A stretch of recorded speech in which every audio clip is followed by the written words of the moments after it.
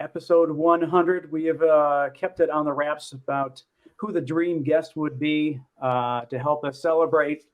And it is the one and only Jason Calacanis joining us. It was just only fitting that we would invite Jason because for those that have been around watching everything happen within our area, Jason was with us for Start Peninsula a little over 3 years ago. And when I was taking Jason back to the hotel, he was really, really direct with me, and he gave me an action plan to follow. Oh, and, you did? Yes, you did. You're like, and it was so matter of fact. You're like, there was no options. There's no wiggle room. You're just like, you got to do this, and then go. And I followed the plan, and so it was just part of what that plan was. The show. It was like, what can we do? We everything shut down with COVID. We wanted to have a platform for startups and just continue to get the word out for them. And then 100 episodes later, and here we are, episode 100. 100. Does the Tesla? I guess I'm the only person on this broadcast that doesn't own an EV. Does the Tesla automatically record? Yes. Waiting for the Cybertruck. Does the Tesla actually record everything in the car so that you could go back and replay it, or how did you have to recall all of those things that Jason said, Tim? Well, it was a really defining moment. I mean, I get accredited, went to Angel University. It turns out you still have a nice testimonial for me on the page, which is pretty great. Cool. Awesome. Thank you for that. We've now done that class 25 times. And when we moved it virtual, angel.university, I saw the .university domain name. I was like, well, that's cool. So let's do founder growth and startups, or founder growth and Angel University. And it did so well. Now we have like 400 or 500 people show up virtually. I think we charge $300 or $500 for it. And then we give all the proceeds to charity. We've given $175,000 away to charity. So when you see me on Twitter, sometimes I'll just tweet like, anybody have a great charity we can give some money to? And then people reply. The tweet trends like crazy, obviously. And then I'm like, oh, wow, Steve Van Zandt from the E Street brand has a cool charity. Oh, Mark Knopfler from Dire Straits has a cool charity. Oh, this person has a cool charity. And we just, we'll splashy cashy, 2K, 4K, 10K, whatever. We just start doing it. It's kind of fun. And then other people match it. It's kind of great. Well, and then people show up. If you don't charge, nobody shows up. You charge, people show up. Yeah. Well, your visit was it was super awesome. People still talk about it to this day, and you are so true to just how much you love founders and how much you enjoy spending time. When was this event and where was it? It was in Virginia, Newport News, Virginia. You're doing like 4 trips a year, 2 speaking gigs at that point. Yeah, this is was this at November, the golf course? You stayed at the golf course. Yes. Yeah, that's when they had the plastic wrap around the remote control, saying it was. That I don't remember. You tweeted about it. I did. Yeah. Oh, right. I do remember that, actually. That was crazy. But I do remember the beautiful golf course, yes.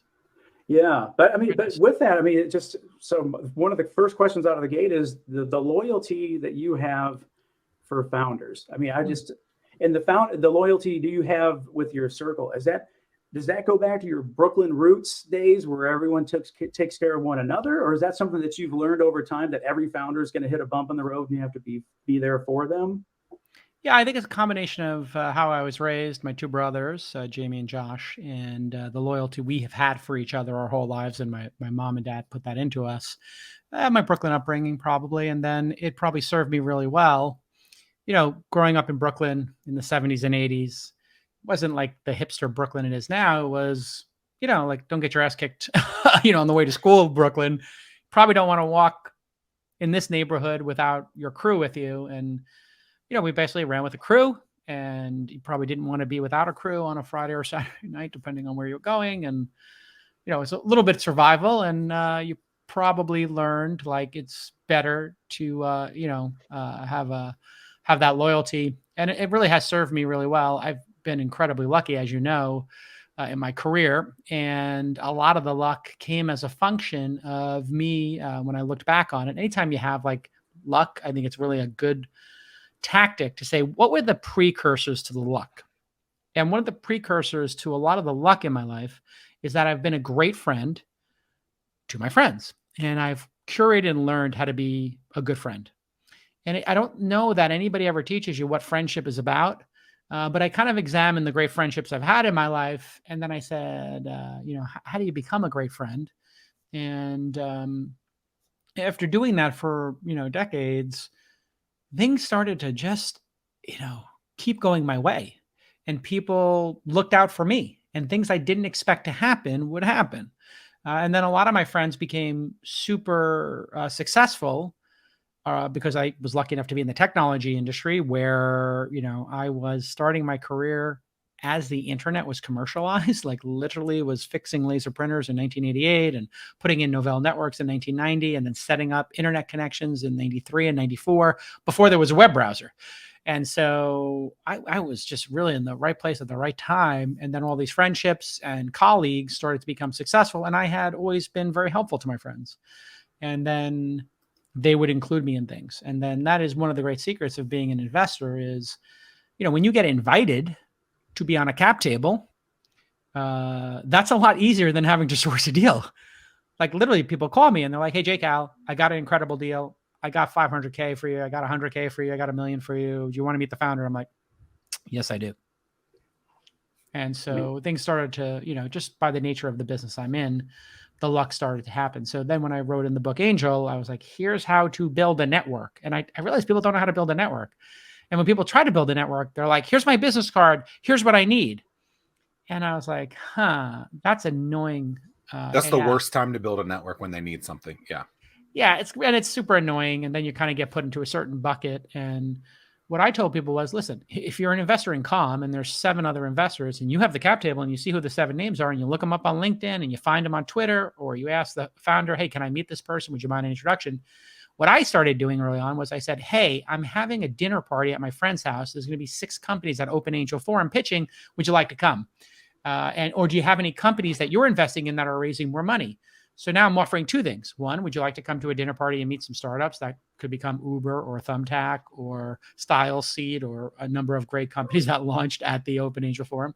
And then number 2, hey, do you have any of your startups that are looking to raise money, and can I help them?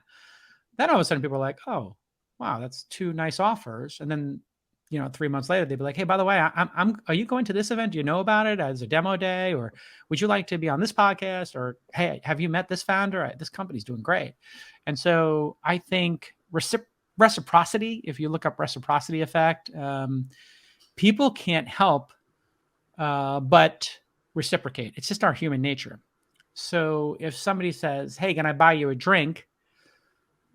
What's going to happen next? Now, people use this to manipulate people, so I don't think you should do it in a manipulative way. I think if you're authentically helpful to people, reciprocity is the inevitable outcome. It doesn't happen one-to-one, nor should you expect it. I never ask my friends for help, probably to my detriment. Like, I probably would be further along if I did ask them for help. So much so that a lot of my friends are like, J Cal, is there anything I can do for you? And I'm like, I don't know, let's have dinner. And they're like, no, it's something I can do for you. And I'm very uncomfortable asking for help with anything, but I do say, well, maybe you could, tweet about the podcast or come on the podcast, maybe. Like, that could be fun. And so, yeah, I think reciprocity is something to keep in mind, and really is what happens in startup land, especially in the team sport of angel investing, right? And it really is a team sport. We have a milestone-based funding system in Silicon Valley, writ large. Now it's sort of like saying Silicon Valley is just a state of mind where, somebody raises friends and family, they go to an accelerator, they raise a seed round, they do a pre-series A or a seed extension, they do a series A, B, C, D, they go public. All of these milestones happen over time, and everybody has a chance to get on the train and join the fun and be on the cap table. So you typically have 3 to 10 opportunities to invest in a company. It's usually not like one and done. So I think playing the long game, reciprocity, be a good friend. Are you stuck at your home office, socially distanced coffee shop, or your fancy all bricked out corner office, wondering why no one can see your business and sales are all over the place? Sounds like you need a pro. That's why I developed the Anomaly Academy. Insert clever copy here. Oh, I guess I was supposed to put something else there. Oops. You can grab access to the Anomaly Academy now at zachmillersays.com/Anomaly Academy.